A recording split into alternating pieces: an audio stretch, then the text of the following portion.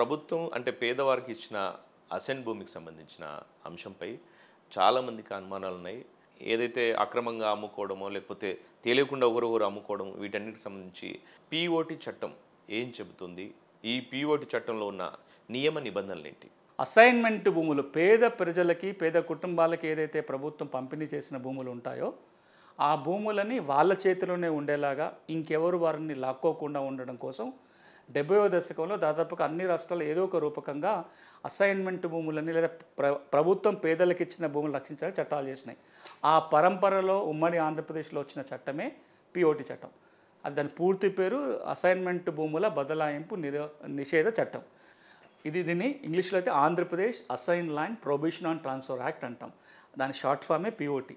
దీనికి ఇంకొక పేరే 9/77 చట్టం అంటాం. 1977లో వచ్చిన 9వ చట్టం కాబట్టి 9/77 చట్టం అంటాము.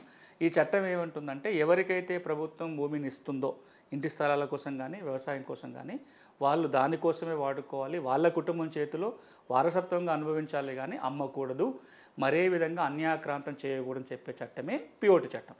దానికి కొన్ని మినహాయింపులు ఉన్నాయి. ఆ మినహాయింపుల గురించి మనం చాలా సందర్భాల్లో మాట్లాడుకున్నాం.